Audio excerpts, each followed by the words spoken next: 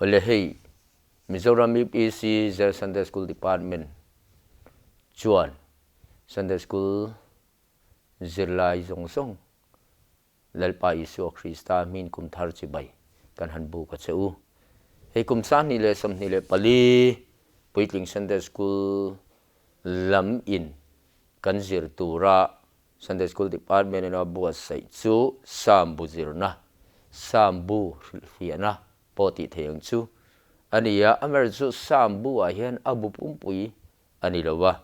number pakhat na tanga som sarile pani hi komina hian kan zir do na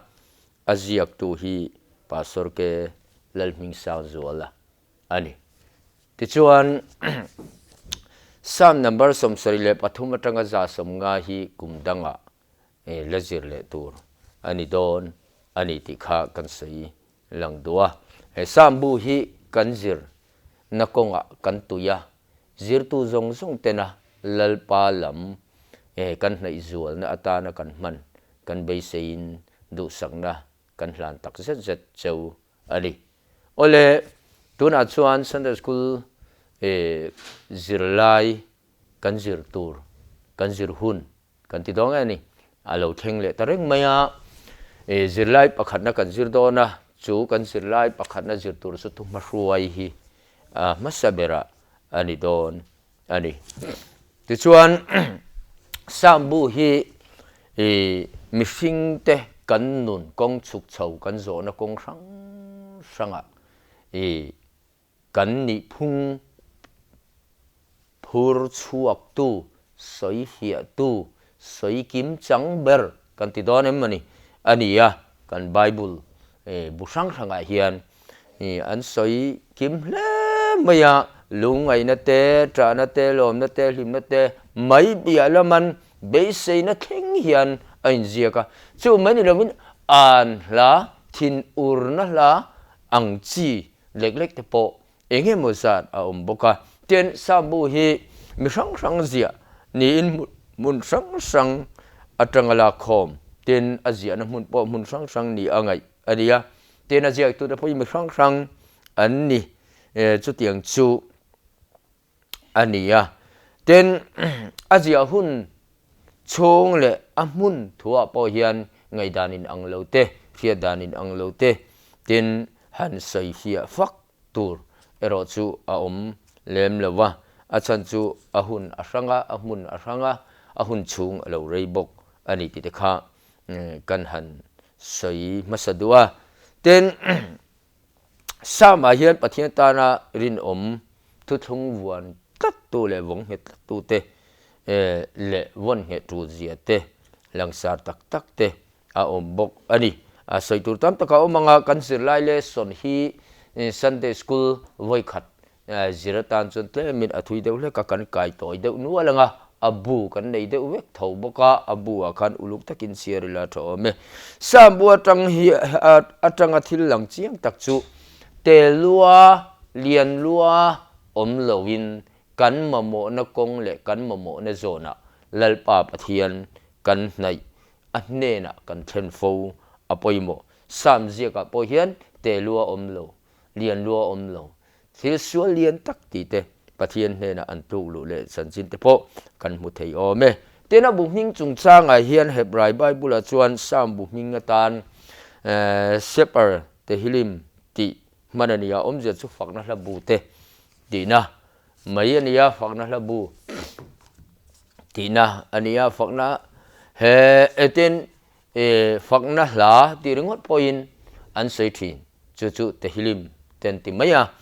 kha kha an sei dan tlang pin ten mi so tong sam kan ti hilaton latin tong chon salmi antia Greek tong chuan salmoi antia sap tongin sam emo salter emo tia sei ani thin bok ani ten Greek tong a thuthung hlui bu sep chuajin antia chuan salmoi le salterian tia da ni in Greek tong salmos atanga local ani thu kan hu boka am zia chu man ro hrui nei chi rimoi man ro hrui nei chi rimoi emo hrui nei rimoi mila tum chi hla ti na ani o me an sei dan chuan hun no kal zela la lor khom minga man alo ni ta ani salmos ti chu to thong thara sam bu soinan biblos salmon salmoi ti te manania mizo bible a om je thumun nei ang deuh turin kan mizo trong bible chon fauna labu ti in da tamai ani ten bible a din hona hian sam ziak hi alang sar maya hebrai ho chon bible hi hlom thuma an thena ti chuan hlom thuma an thena chon pakhana chon bible hi hanti lema thu thung hlui bible kan bible a hian bible hanti ringo chon genesis atanga thupuan kha akinga amere chu thu thung hlui bible bi ka hian in titeang thu thung hlui bu bi ka hian hebrai ho chuan hlom thuma an thena thu thung hlui bu hi torah antia hlom khana chu dan ania adole chuan nebim antia zol neite thu ziak ho kha ni le adot le chuan ke thu bim antia chu thu zia te antia thu hlom sang engtinge thu sang an zia khom zia la khom kha nia chung ke thu bim zinga chuan thu sang zia khom zinga chu sam po hi ke thu bim munat huanga da ania ke thu bim hi hemi ke thu bim ming keng tu bera an ngai poi sam hi ni hiala ngai ani thu te kan bai kan zilai bu hian menfil ani bible le khabulian ber le fun kim berangai hanti hi mixing nun kan nun kong chuk chho zo na konga kan hun ton zong fun kim ber ani ti kha kan rilua thar sela tho me thu thung lui le khabuzi nga hina bu mal khaya chuan sam bu hi thu thung thar hian ala chuak nem le thu thung thar ina thu thung lui ami thu soi chon abik takin chanchin thabuli le pole le khathora te atam ma thu thung thar hian thu thung lui ami thu soi chon ani hi zani le somria le pathum vel ani ya chung zinga za som le paruk chu sambu atanga lak chu ani thu kanjin lai bu in minfil bok ani ten mishing te sual pura cross le ra som ator lai khan ti te sam somni le pani chang khan na thu mangin kapathian enga nge mi kal san ti te tiang khan thu thung lui hunabi thu tam takahi lak chon thu thung thara hian man non soi chon inge musat omani sam hi zudatele christian ten lung sitaka kanin trom le khabu the singa mi ne ya sam bu pum pui in nga na nia ngai chu fakna ti hiani sam bu pum puya hian voi zan hi som le pakhat lai kan mu ani sam bu khar na thu po engkim thu thei to bo chuan lalpa chu fakro se lalpa chu fakro alati ta chewa sambu akharna atopna ti na ning chu ber po hialin lalpa fak chung chang hi aladu tho hle maya abu pum pui in nga na fakna ani ang hian fakturin atopna ahun top he sam hun top po hian miladu chewani ti te kha kan soidu hi question number 1 kan zilai bu a khan sam bu pum pui nga na kha ing thu nge we ing sat nge kan mu atia chu phekli na second para khan tu na kan soi me ka hi anita ani we zani som pakhat ti kha sam bu pum pui nga na fakna ti te kha ani o me aphua tu sam phua tu chung chang sam phua tu hi mi mal mi pakhatina aphua mai ani lowa mi sang ina an phua te nia imponi seng chung zinga chon davida fakna hla ti hi atam ani ti kha kan soi dua davida ming choi hian somsari le pathum lai kan mu number som sari le pathum lai la kan mu ani sam bu chunga la phua tu te chu davida te asafa te ethana te ten hemana te solomon te korafa te mosia la pakhat number som kwa hian kan mu boka ten phua tu khiat mial lo som nga vel a ombok ani ming putu nei lo sam la hi som nga tu phua nge ti khiat lo a ombok ani chutini chuan phua tu hi khai khom ta ila sam bu chunga la phua tu rang rang hi pa riat angani tak chu tu na kan zilai bunaron zia la nei chu davida te asafa te ethana te hemana te solomon te korah te mosia te nia chuan phua tu hiat lo kha bel le ta ila pariat angaloni ta phua tu hiat lo te hian la som nga an lo phua ani ti kha kan sei ni abu ni tu rap phua kho mani dana hian sambu hibisi zab I pathum na ral mai na lo phua kho man ni in mitam tak in an nga ya mi pakhat chuak ari lo ti hi allan chian na ba hemi sambu mun tam taka hian oma kan sei vek se long wa in ya hian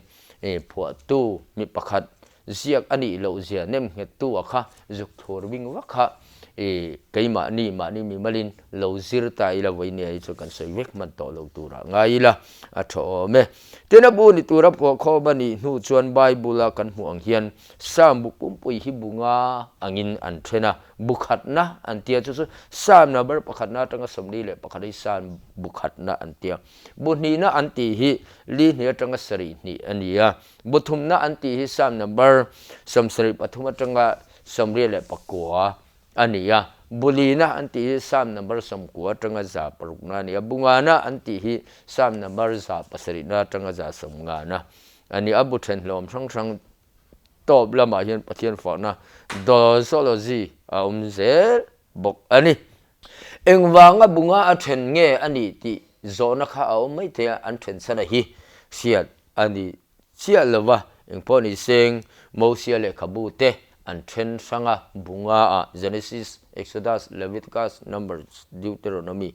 khami an then sang ang deuh khan sambu hi ming san wa lem lovin khating khan bukhat na bunhi na mun then khata chon an lo then ani melani engponi se achan bul pui han sei faktur ero riat ani lovani sambu la chi sang a oma chinga kantironge chinge mosat kanti zo don a oma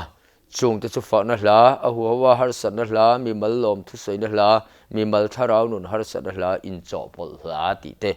ania sam then dan tlang lon hetiang hian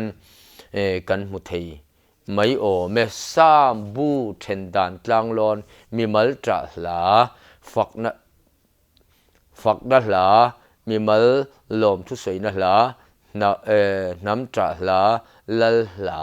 hla then noi dang ti in chiruka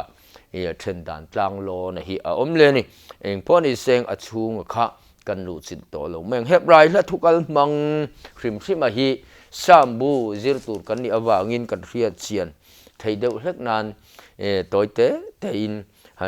han soi le taila hebrai hla hian kal mang bik ania chuta mun poimo tak chang tu chu tongkam in la lon parallelism anti hi nia hebrai hla athukal mang asira kong ranga an sei fia dan chu hetiang hi ni ti in kan zilai bun men khila pakhat na chuan hemi hi pahni pathum pali panga a oma chung ta chu amalte tin han sei taila tongkam in la lon hla panga hebrai hoina an nei dan oma chu tiang deuh chuan sambu po hi zia ani ti te kha kan thinung am se ti chuan fia te po ol deuh ma na pakhana chuan synonymous parallelism antia tlarmasa a thu om zia ang deuh chia adot tlara tongkam dang manga an sei thin hi synonymous parallelism antia churia tu hinria chu antinan Psalm number som ni le pali chang ni thu te po kha ti firia chu nga te ama ina dina ni sia lui pui chu nga te po ati nget boka atia chuan chuan khan ti firia chu nga ama in adina ni sia lui pui chu nga te po ati nget han ti khan ti firia chu nga te adina lui pui chu nga ati nget han ti kha thu in la lon kal nget kal tlang tui fin ria tui lam sei na ve lui pui han ti te po kha tui lam sei na ani kha ti anga in la lon sei na mai kha ani chu chu sino nimas para realism an ti chu ani ole to le chuan antithetic parallelism an tia panina tlar ma sa thu soi tlar ni nei na kal zonga arun soi zui hi antithetic parallelism antia chu ani masa zok soi lo ale ling a opposite zonga soyaka ani ti na ni chu antina sam zia ka kha a zela ma seng kan sei vek to lo mayang pathum na chon synthetic parallelism antia tlar khat na thu fam kim to lo na tlar ni nei na ati fam kim synthetic parallelism antia chu ani tlar khat na ina athu ti fam kim to lo atlar hi nei ron ti fam kim mira theirem ruwa chu in mual phau sak thi lalpa chu a in hum him na ani wan han ti ang chi sam number som le palina chang ruk na thu ang chi te kha ani palina chuan climatic parallelism antia tlar ma saber thu tlar ni na le tlar thum nei na bel nuwa tlar li na fam kim chau ang chi hi climatic parallelism antia chu ani then strophic arrangement antia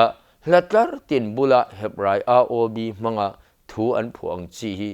strophic arrangement anti achuani bible strophic arrangement langsa ber chu sam number za som le pakuana ami kha ania then sam number za som pakua hian chang za som sarile paruk amin lom som ni pania thenania lom khata hian chang ria zel omin chang khata tanga chang ria hi hebrai a o b a ama saber alep vakin tlartin bul tranania chutiang selin lom dangpo hebrai a o b in dot man chawania mizo bible a chon a lom then chu chunga hebrai a o b an man kha an jiak tel sel ani ti in kan zir lai boin mun phila chuan chuan weinia hian kan zir tura hian athum ma ruai chau weini Sunday school class masabera kan hanjira chol ni le a chuan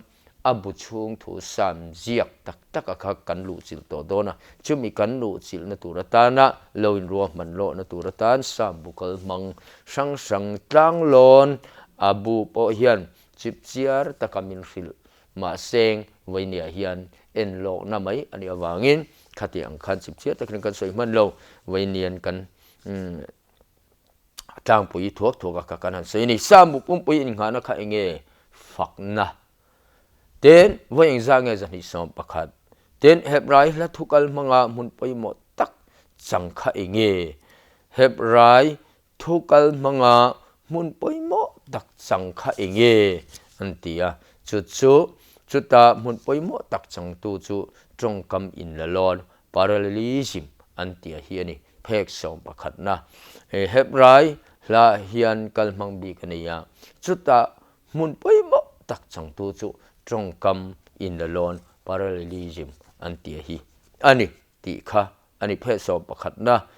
hebrai la thukal mang ti paragraph khatna tlar ni na kha ani ti ta kha settle bukila tho ome ole weinia Sunday school zir tu zong song te in zawain lalpan malsom in ti chak thar zel cheu ro se amen.